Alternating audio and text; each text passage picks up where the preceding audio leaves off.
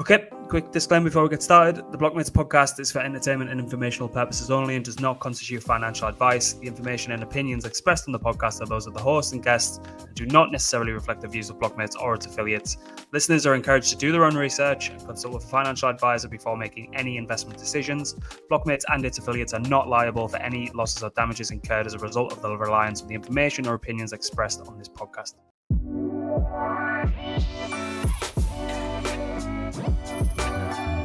All right, welcome back. I've been off gallivanting around Greece, getting extremely fat because the Greek people like to feed you all the time, no matter what you're doing. We've got Thomas from Reserve. So how are you doing? Thank you very much for joining us. Really appreciate you taking the time out, despite my really terrible booking schedule. Yeah. No, it's fun to be on. Thanks for having me, Grant. Yeah, anytime. So I like to just... And I get a lot of heat for this sometimes because people are like, I don't want to hear the backstory. I was like, well, I do. So, and it's my podcast, so I can do what I want. Can you just give us a bit of background on like maybe even kind of the transition into how you started to think about building it in the whole crypto space in general, and like what the background was there, and then we can kind of get into like the origins of Reserve, and then, as I say, I want to kind of unpick the parts of the protocol apart. Definitely. All right. Let's see. So going way back, so for the last 10 years, I've been building, I've been in product and tech companies, mostly fintech in New York, everything ranging from robo-advisors to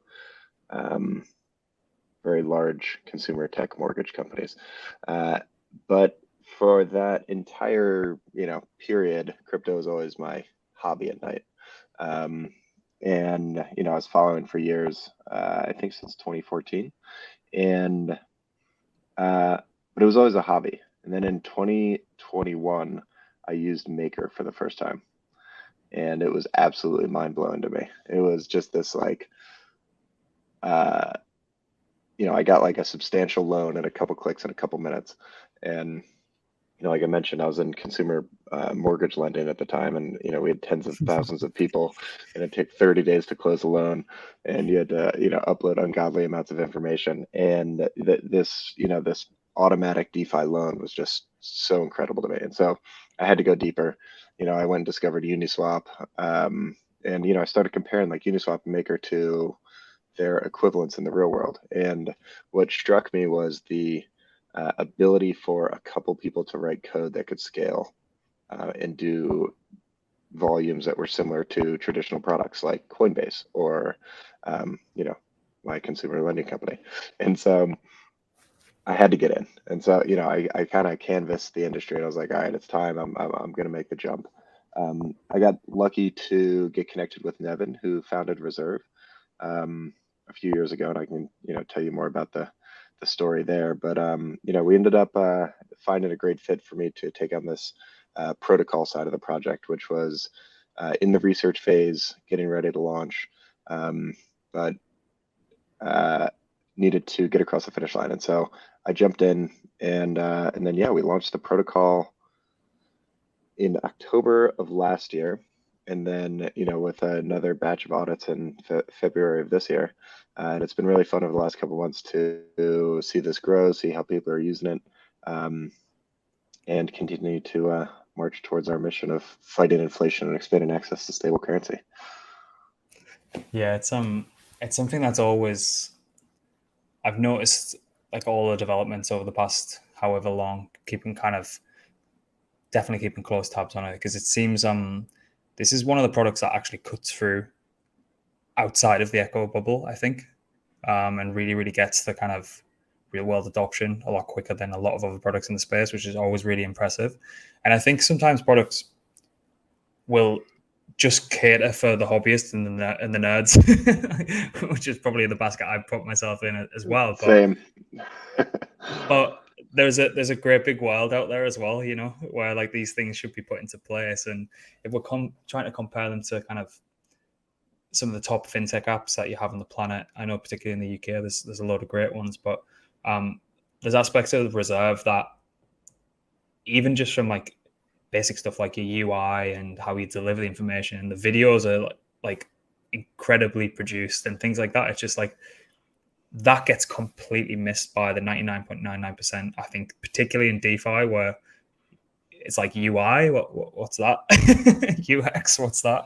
Yeah. So it's really impressive to see that you guys like kind of pick that up and run with it. But I mean, we touched upon it there. I'd love to kind of hear that introductory origin story and what the kind of feeling like was in the camp, like in the very early days, and how the kind of protocol came to be effectively.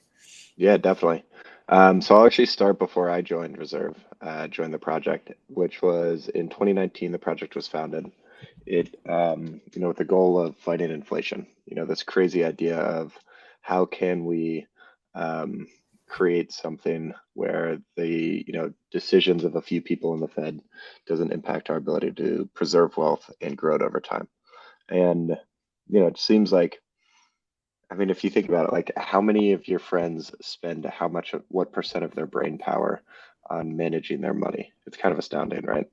And a lot of that is like, oh, I need to beat inflation, right? And it's kind of this crazy concept, like how much human brain power is spent on just managing your finances in order to beat inflation. This thing that, really started in earnest around 50, 60 years ago. And so, that was the inception. They got off the ground and they realized that, they launched an initial stablecoin called RSV, which was a diversified basket of other stablecoins, which seemed like, why would anyone need that until the last 12 months when stablecoins have been going down like crazy? But using that as a prototype, the team actually launched an app in Latin America, in Venezuela in particular, and then expanded to 18 other countries. And to test out this hypothesis, does giving people access to a more stable currency actually influence behavior and make it so that they're using this new vehicle of wealth preservation and use it to grow their wealth. And so it was very successful. As it turns out, when you're in a hyperinflation country where you have 7% inflation a week, you don't really care about 7% inflation a year. It's this, which is like, Funny oh, how that duh. works. Yeah, exactly. But I mean, it's really throughout Latin America, people want dollars and they don't really care how they get them. And at the end of the day, crypto is just a different set of code wrapped around dollars in a different way that gives people access to them in a way they didn't before. And I think, people oftentimes forget that at the end of the day, crypto is just different code from the code that runs the banks. The dollars in your bank account are digital dollars. They're just different types of digital dollars. And so, yeah, so this was a great vehicle to, get this into the hands of people in Latin America. And we saw there was like a lot of really funny things in the beginning. We were expecting in the beginning, everyone was going to rush in with bolivars to get dollars. Actually, what happened was people connected PayPal accounts and brought in all this money that they'd been earning overseas to be able to spend locally. And so it was actually like dollars to bolivars was the biggest avenue in the beginning. And then the other thing, that was surprising was people were, we were expecting that it'd be really hard to make markets in these hyperinflationary environments because, again, people would just want to net get out of bolivars and into dollars. But as it turns out, like businesses have loans, they need to pay them every month. That more than offsets the mom and pops. And so there was a healthy two-way market that was able to foster in each of these different countries. And so with that though, we're like, okay, we've got this prototype stablecoin, this diversified basket of other stablecoins. Now we need to get to the next level. And so we designed this protocol with a couple things in mind. One was, above all, preserve wealth. If you're trying to fight inflation, the number one thing you need to do is not lose the money, right? And so that was, that's really like the number one thing throughout the entire thing is like conservativeness and wealth preservation. But beyond that, like, how do we do it? It's like, okay, there's this magic new thing called DeFi, where you can put things to work in a fungible manner and have like very small slices of these positions that can be bucketed together into other things. And our future, vision is that once DeFi became a thing, it was like, wait, what if all the assets are tokenized? Then you can have a tokenized bucket of all of the way that people store wealth around the world with real estate, stocks, bonds, commodities, the whole gamut. And it's this kind of crazy idea of what if we could save and spend using the same currency, and you save with this diversified basket of assets, and then every time you want to spend, you just slice off a little piece of it, right? That way, no one needs to manage their funds and reallocate their portfolio to create spending power for the month, right? Like, why shouldn't that just all be the same thing? And so that's the future pie in the sky. Like 5 to 10 years from now, our hope is as more and more of the assets get tokenized, you can create these baskets. But in the short term, isn't that an approach that a lot of extremely wealthy people will do already? which isn't democratized. Exactly, it's what most people do. I mean, even myself, I'm definitely not in the extremely wealthy category, but we've got a diversified portfolio of stocks, bonds, the full thing with ETFs, portion in cash, like the whole deal, right? Lots of crypto. Let's be honest, percentage-wise at least. And so the way the protocol works when we launched it is we actually launched a platform that allows anyone to launch one of these, what we call RTokens, which is, they can define what the basket is, what should back it. It's always fully backed 1-to-1. And then the yield from the underlying assets, if there is yield, can actually be used to fund, one or more of three things. You can use to go back to the holders of the token. That's the fighting inflation part.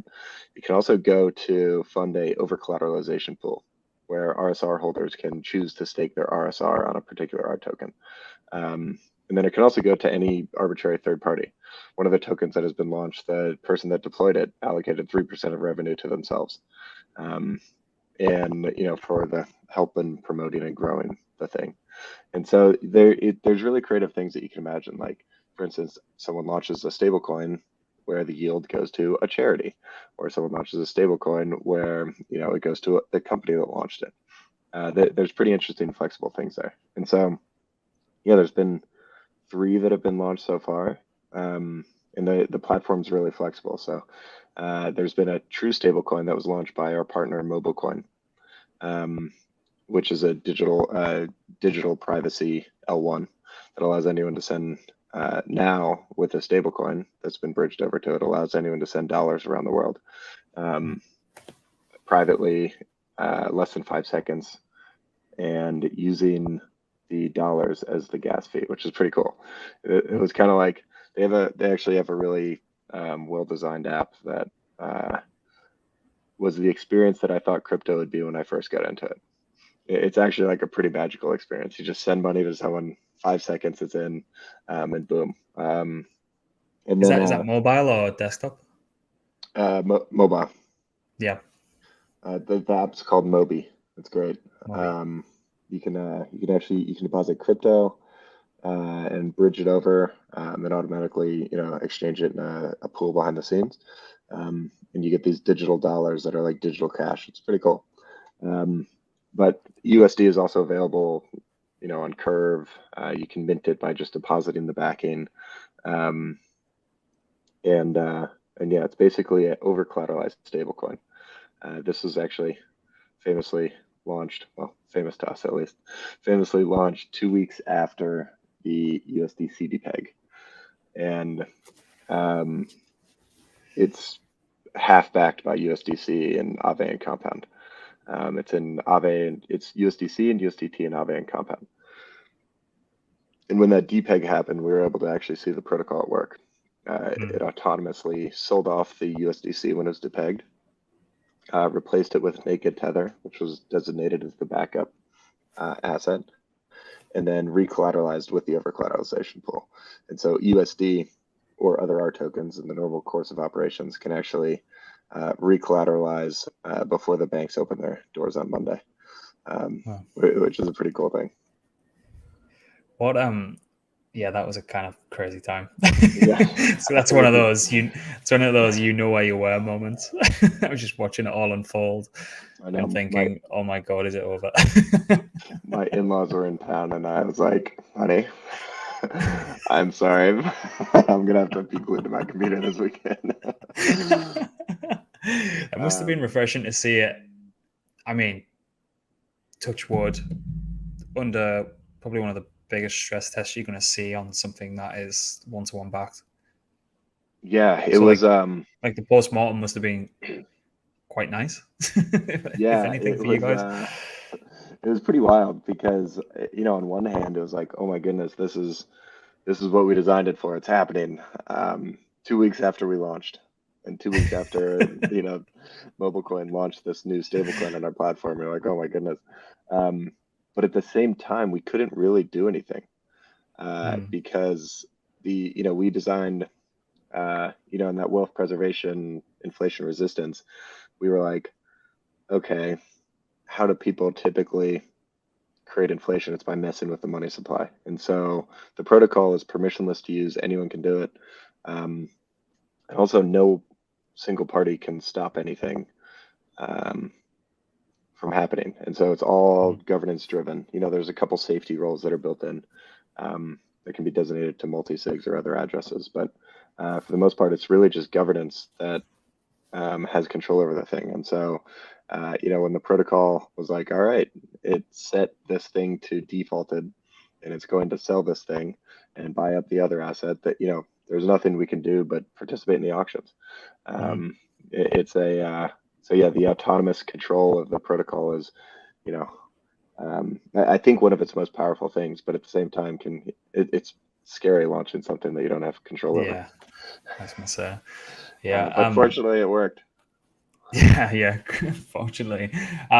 So what's actually happening at that point? You mentioned the auction model there. What's actually going on under the hood?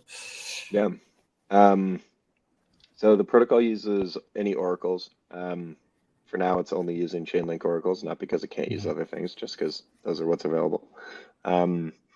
It monitors the Chainlink oracles, and at the moment of it noticing something is below what governance has defined as the threshold, which for USDC at the time was 98.5 cents was the price. It'll set that to defaulted. And so after 24 hours, if that's been defaulted for 24 hours and it remains in default, then it will begin an auction. When an auction starts, it uses Gnosis auction, which is one of the kind of standard things, from the makers of Gnosis Safe. They've created a ton of great infrastructure for the space. It launches an auction that anyone can participate in, and sells off blocks of assets with slowly declining prices, as long as if there's multiple bidders, the highest price, but there's like a minimum price that it'll accept, the whole deal. Then it's continues doing that until it notices that it has the right assets in its basket and that it's fully collateralized. And so the RSR stakers on this particular stablecoin in this case took a haircut because they're the first loss capital at risk for any of the stablecoins launched on the platform. And so, they're responsible for choosing what's in the basket. And at the same time, if there's an issue, they take the first hit. And so it's a way to protect the holders of the stablecoin. And if there's a scale from like completely permissioned and gated to completely permissionless, like if someone was to want to come and spin up their own RToken and they've defined what basket of assets they'd like to set as collateral, like what does that process look like? Is like where on that kind of spectrum of permission to permissionless does it lie? Yeah, this is that's actually a great question, because this is one of the things that I think like typically makes something, even though it's technically permissionless, not permissionless, because there's a skill requirement. And so we actually invested quite a bit in not only the UX flow to deploy an RToken. So if you go on register.app, which is our DApp, and you go /deploy, or find the deploy button on the screen, there's a pretty slick workflow to walk you through what all the parameters are. There's admittedly, it's a complex protocol. There's a lot of parameters. We try to do a good job of explaining what all the different things mean. And understanding it probably takes longer than what it actually takes to go through the flow. But if you go through the flow, it takes 5 to 10 minutes. I've done it a couple times in test environments. We haven't deployed any of our own RTokens besides testing, and we don't plan to.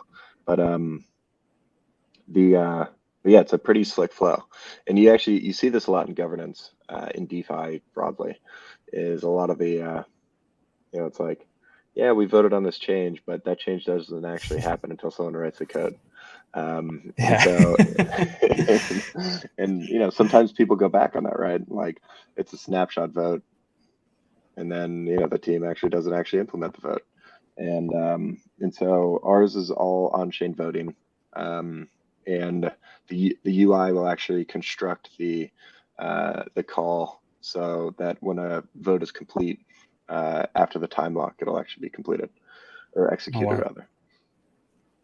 So it's pretty cool, but that is, you hit on it exactly. The spectrum of permissionlessness is definitely a spectrum.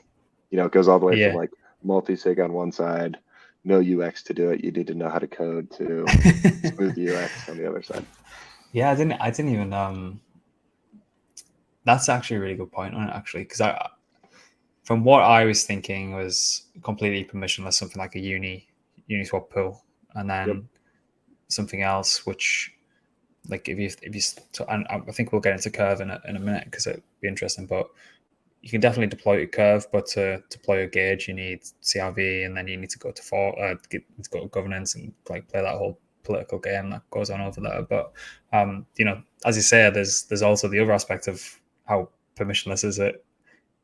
Can anyone deploy it? Because I can go and deploy a Uniswap pool with Blockmates token with paired to ETH with absolutely no technical capabilities whatsoever.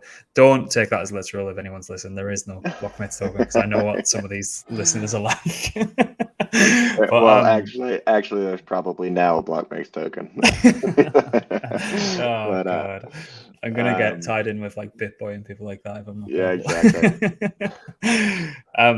So where is the main liquidity for some of the products residing? If we go with like a USD, where's the main liquidity for that on chain residing? And so for all three of the RTokens that have been launched and that have market caps over $1 million, the liquidity pools are all in Curve. So USD is paired with the Frax base pool, which is USDC and Frax.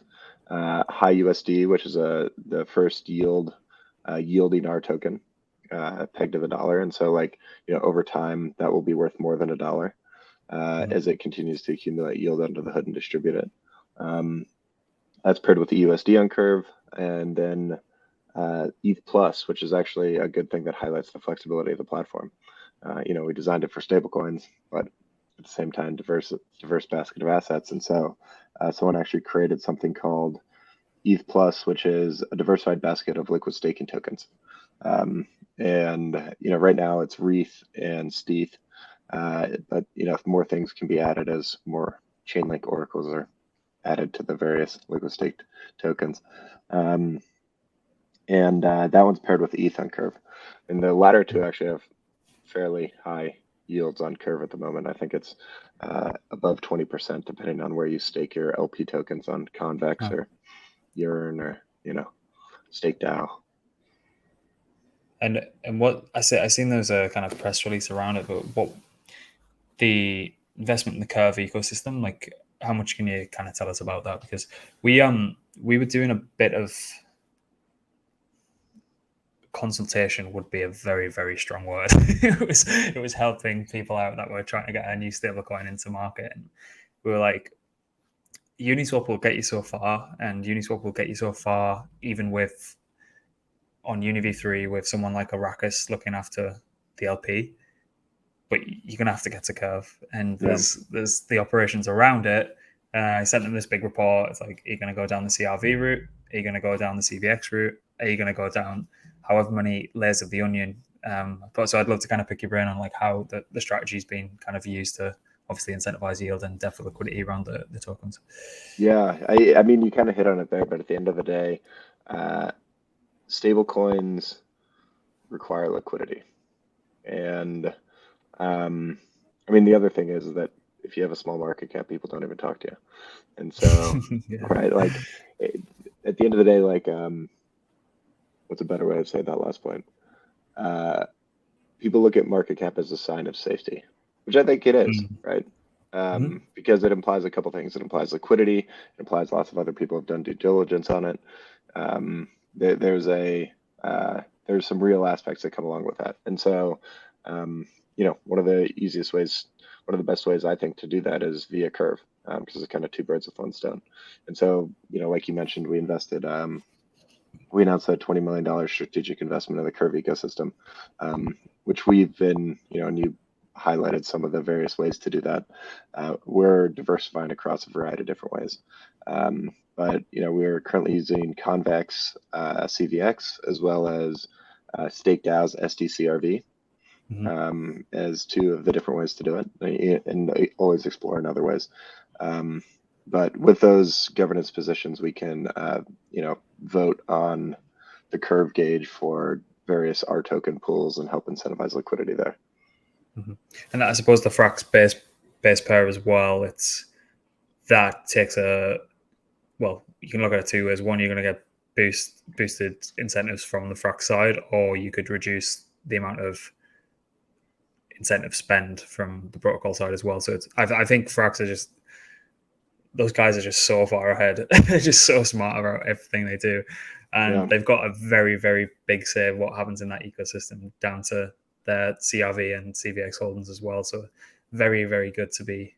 They're just great to help kind of bootstrap and get liquidity, attention, like everything that comes along with that. So very smart move, I think.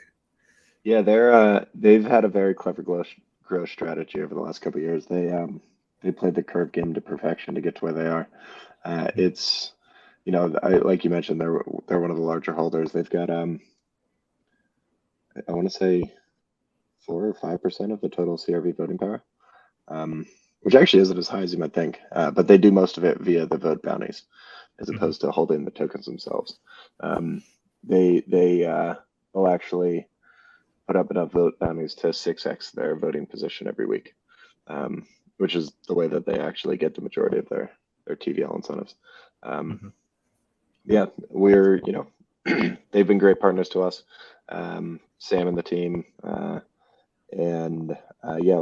mentioned, we paired USD with Fraxbase Pool to get that liquidity boost on their end, because they'll actually put up a vote bounty for any pool paired with the Fraxbase pool. Yeah, the ETH Plus is an interesting product as well, because obviously we touched on, you need the infrastructure particularly with the oracles to allow additional liquid staking assets, and God knows there seems to be new innovative ones popping up every single day. Some are getting some really, really great traction.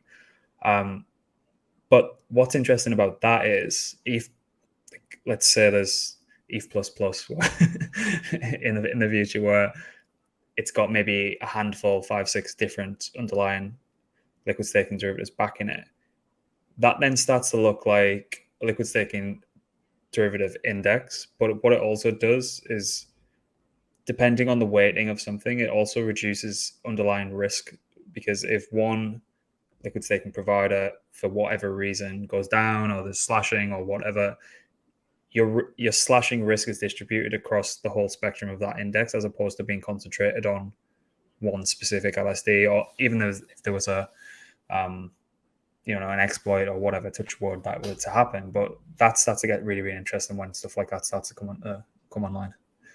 That's exactly right, and that's what I think is pretty interesting about RTokens is that it's just an easier way for people that don't want to, refresh Twitter all day to hold funds.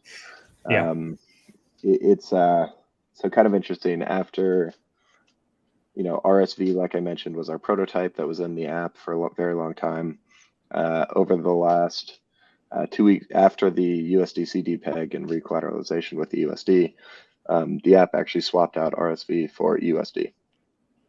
And so that was the only change they had to make over the last couple of years, even though the basket behind USD and RSV had changed many, many times.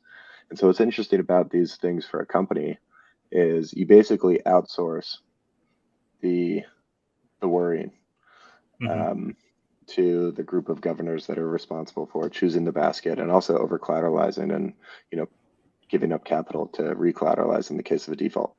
And so, like RSV as an app, they don't want to care about the quality of the money, right? They don't want to care about, is this thing going to keep $1? Is Silicon Valley having issues and therefore Circle's having issues? Is the ownership of, is the SEC going after Paxos, right? Like they don't want to care about that. All they want to care about is, how do we make the experience better for people using these dollars? Exactly. And so I think it's like a pretty, we found that that's a pretty attractive story for companies that don't want to necessarily deal with this, and also for people that are holding it, right? Like if you're trying to save, you don't want to worry about, how do I make more money? You don't want to worry about, is the money gonna go away? And I think I know your listeners and you and I probably are in the camp of refreshing Twitter and following all the craziness. I'm gonna have to correct you. It's called X now. Yeah, sorry. The worst rebrand of all time. Yeah. I try not to. Yeah, it'll be interesting to see what happens there. He's testing things out. Yeah, to put it politely.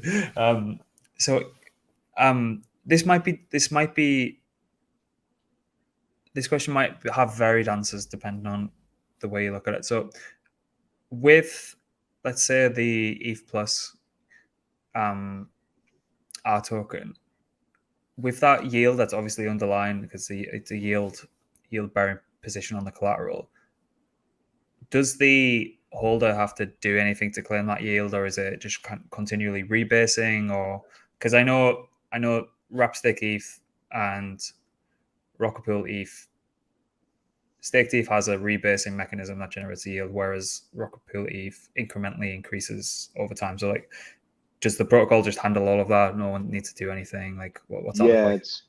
It doesn't rebase. It appreciates over time. Right. And so 95% of the yield from the underlying goes to the holders of ETH Plus. 5% is diverted to fund the over collateralization pool for, to guard against the staking slashing events. And so, like it's kind of interesting with high USD, it's like 20% goes to fund that and 80% goes to the holders, because stable coins and some curve LP positions, there might be a bit more risk, but to be competitive in these staking wars, the fees are quite important. And so the person that launched that is actually, he works with the Ethereum Foundation closely. He and is very tight with all of the different staking providers, and so he was very tuned to that and decided to make the fee very, very, very low. And so ETH Plus appreciates over time.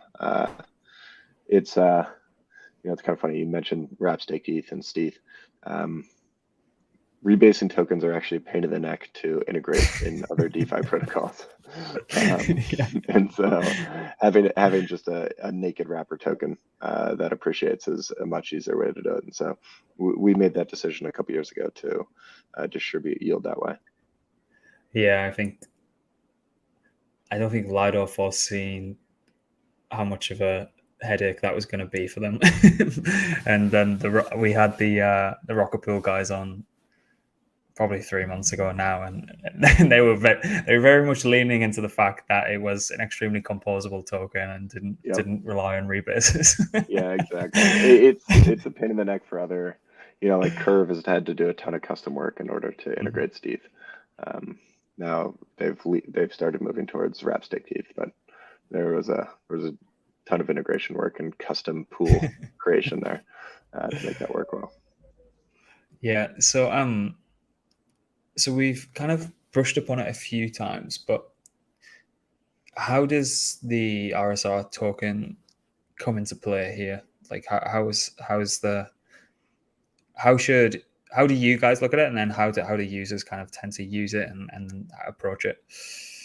Yeah. So let's see. So we estimate around like 50,000 holders across a variety of different venues. I think there's almost 20,000 on-chain holders of RSR. And so any of them can choose to participate in over collateralizing and governing a particular R token. And so to do so, you go to register.app, you can peruse the different R tokens that are available and choose to stake on a particular R token. And when you do, you know, and like any other staking, there's a 2-week unstaking delay. So once you choose, you can always unstake, but it takes 2 weeks to cool down. And while you're staked, any revenue that is distributed is sent out to that goes to staked RSR holders on that particular R token is sent to that pool. And so, you know, when you unstake, you'll get more RSR if that revenue has been distributed. And so, so yeah, it's you know, it's at the end of the day, the reserve rights token is a way to govern and over collateralize these stablecoins, or, you know, ETH, liquid staked ETH indexes. And in the future, hopefully wealth indexes, as more and more assets get tokenized. But yeah, it is the core governance mechanism in our ecosystem. Yeah, that was something that you've kind of jumped to my next question, which is always a good sign. How are you guys thinking about like real world assets? Because it seems to be, we see pitch decks, we see people approaching us. It's near enough on the tip of everyone's tongue, and every other day I'm seeing a new kind of use case for it. And I don't know if it's something, as I say, it might be for in the near future, but seeing a lot of chatter and a lot of kind of investment and development going into that space. Yeah, we're big fans of it. We're super excited for it. We've been exploring as a thought exercise, like how could we help accelerate the tokenization of more and more assets throughout the world. It's interesting though. Like at the end of the day, there does need to be some regulatory clarity because many of the assets are securities. And so, what does that mean in a decentralized DeFi world where these things can be traded with anyone? Without a intermediary, right? But the some of the most exciting things that I've seen, I would say, like, you know, treasuries at the end of the day are like one of the core assets, and we've seen those, a variety of different efforts to tokenize those, whether it's backed finance or Ondo and Flux. We actually, so any DeFi collateral position can be incorporated into an R token as long as there is a collateral plugin that's written for it. And so we actually have a collateral plugin for Flux, and it's actually incorporated into HiUSD, which is, it's one of the, it'll be really interesting to see how that plays out, because OUSG is 4 or 5 times larger. The ETF itself is 4 or 5 times larger than the entire market cap of DeFi. Right? You have to imagine that over time, the base DeFi lending rate will at least approach that. And so, seeing that happen more and more is exciting. I think over the next year, we're going to see more and more treasuries get tokenized, more and more clever ways to distribute that yields to DeFi in, some kind of permissionless, decentralized way. And I do imagine that the DeFi, there's been this weird disparity in DeFi versus TradFi, where DeFi is actually much cheaper to borrow. And which doesn't really make sense because it's riskier, right? Like there's smart contract risk. Exactly. At the end of it, it's different risks, but it didn't really make sense to me that it was cheaper to borrow there. But it is, and has been substantially cheaper to borrow there. And I think that what we'll likely see is that the rates will even out across DeFi and TradFi as more and more people are comfortable holding assets on chain in these battle-tested protocols like Maker, Aave, Compound, etc. I think that's good, especially in this high rate environment that we live in. I won't pretend to be a economist, but we can like rates are going to be up. I just say a lot of words that my friend Ben tells me. What do you think about, like, do you think the term, because I see this a lot and I haven't really thought it through properly, so I'm just going to ask you, like, people throw around ETH staking as like the risk-free rate in DeFi. Is that do you buy into that? Is that like the most pure form of yield we're gonna see, and is that kind of the benchmark of what we base everything off going forward? Do you think? It's kind of interesting. At the end of the day, it depends on how you denominate your earnings or your wealth, right? And so there's tons of funds and people that denominate it in ETH, and for them, ETH staking is the risk-free rate. I think with liquid staked ETH tokens, it's like if you're, there's very little reason besides taxes not to stake your tokens at this point, right? And or not to stake your ETH. So, I think for them that's the case, but there's tons of people that are required for a variety of different reasons to denominate in dollars. And we're years, decades away from treasuries not being the risk-free rate. And so I think that we're going to be in this world where those continue to be the risk-free rate for different subsets of people for different reasons. But yeah, I mean, I've been a long time ETH user and holder. So I think of ETH staking as a risk-free rate, but at the same time, I live in America where we have to spend dollars. Yeah, denominating ETH on the way up, dollars on the way down. Yeah, exactly.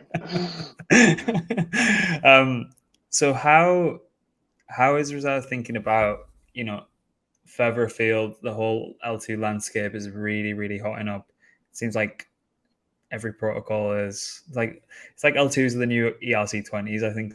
I heard someone say, which is quite funny. But like, how are you guys kind of thinking about that? Because on one hand, if you guys are growing these assets and the community is growing these assets and the users are growing these assets, it would be nice to have them on a more cost-effective or in a more cost-effective environment. But at the same time, do you really want to then go initially fragment liquidity? And like it's this kind of catch-22 game where I don't know. It's obviously down to like governance and how users want to actually go and deploy capital. But I just love to kind of pick your brain on that. Yeah, it's honestly, it's a total pain in the neck. But but the reality is there's two realities. One is the L1 is very expensive to use, right? And it prices out anyone, right? Like unless you've got hundreds of thousands of dollars in value that you're using in DeFi, it doesn't really make sense to use DeFi for yield on ETH L1. And so at the end of the day, it's like mostly whales, institutions, a variety of different types of whales. But at the same time, it's where all the money is and where the most scalable, sustainable yields are. And so, for a protocol that is a meta protocol that wraps other protocols up and bundles them together into more interesting assets, it's tough to figure out the balance of those two things. But we are exploring. We're planning to deploy on Base, the protocol on Base, and so people will be able to create RTokens there with any of the assets that are available. But at the same time, we're also we're trying to figure out, like, does it make sense to help bridge and incentivize liquidity of L1 RTokens on L2s?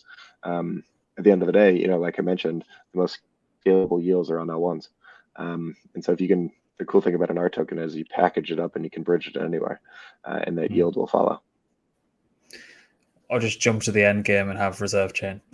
Yeah. No, it's funny. I don't see that happening. It could happen, but I don't see it. We value security and censorship resistance quite a bit, and decentralization quite a bit. And at the end of the day, I won't pretend to be like a chain expert, but at the end of the day, having your own chain means you have to fund that security somehow, and it's going to be really tough to compete with Ethereum on that front. Yeah, and decentralize the sequencer, and like Exactly. it just goes down to a whole rabbit hole that no one's actually done that yet. Right? Like, I don't know why I would think that we. I think it's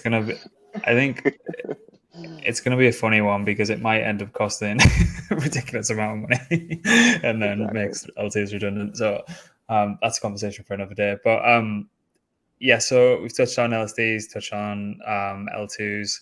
Is there any other kind of overarching narrative or an aspect of what's going on in the industry that you guys can fit into that pocket? Like, is there any of things that's kind of top of mind, like internally? Yeah, it's kind of interesting. We're kind of boring because we think a lot about safety. Boring's good. But we, we joke around that the stablecoins on our platform have the most grandma users of any other crypto asset because of our usage in Latin America with people that barely even know they're using crypto. Oftentimes they don't know or care that they're using crypto, and so we think a lot about like what are the things that a grandma would want to know about their stable coins. In theory, she's not leverage looping on Aave, is she?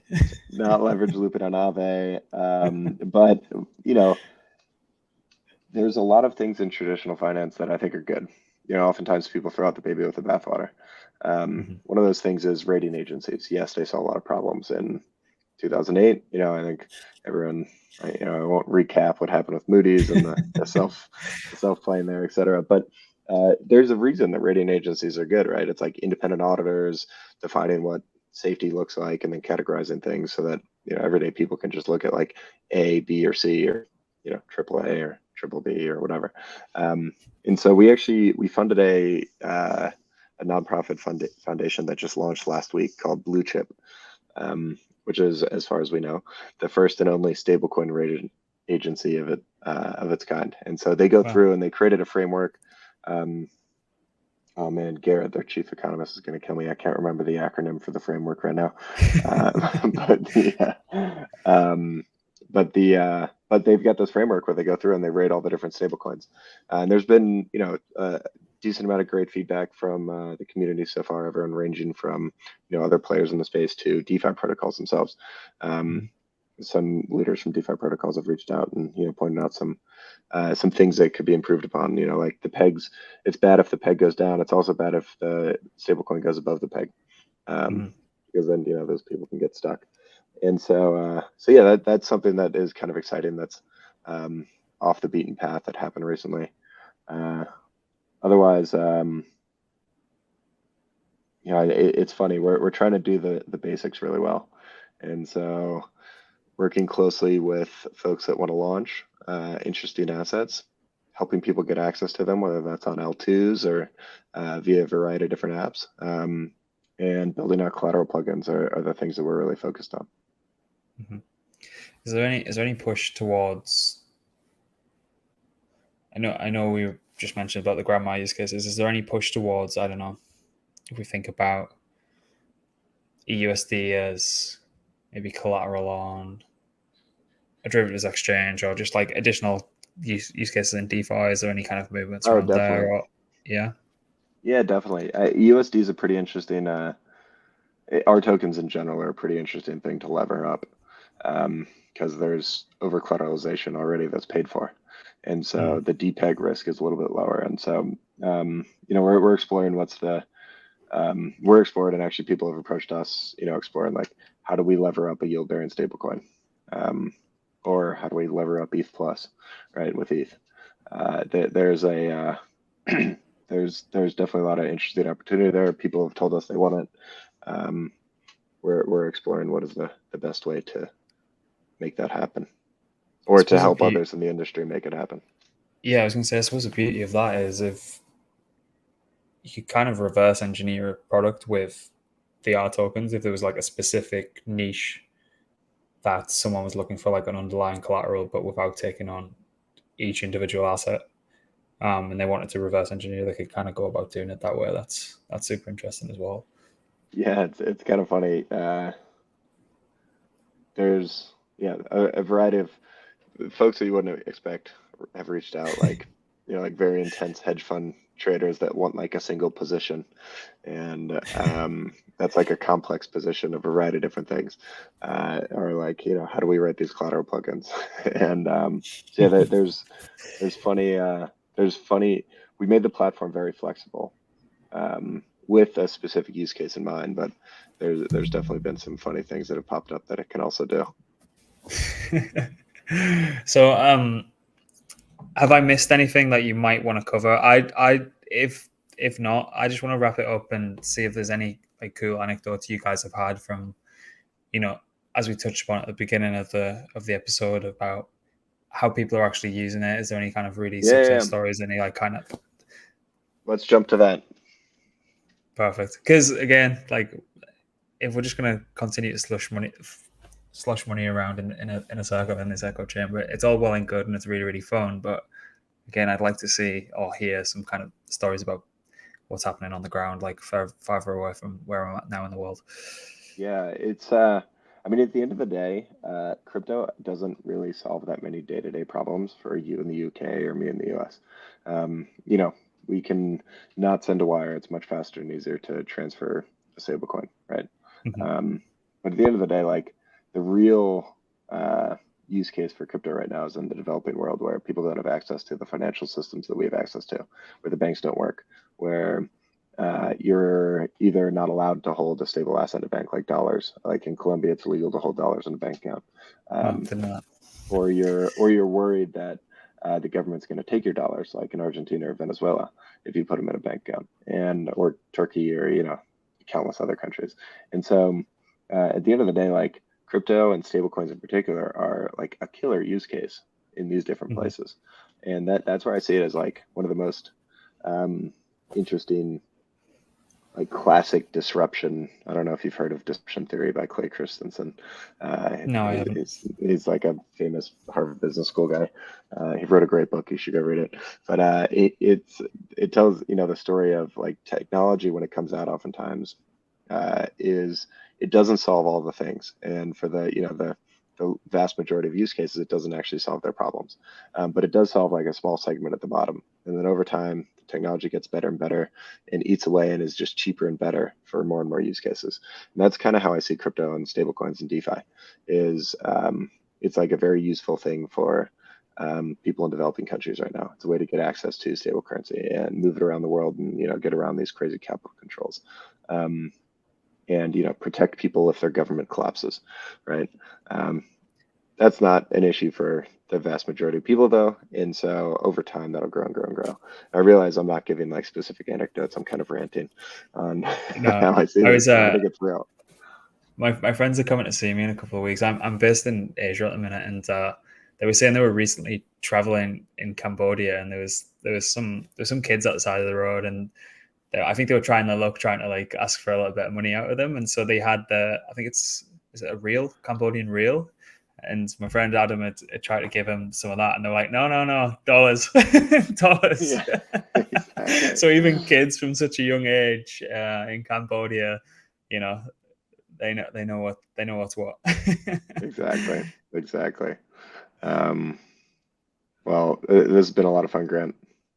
Yeah, I really appreciate you joining. And there's any product updates that you push out, just shoot us a message. Always happy to do it again. And yeah, thanks again. And anyone listening, go and check it out. Just kind of wrap your head around it. I'll leave all the links below. And yeah, we'll see you next time. Awesome.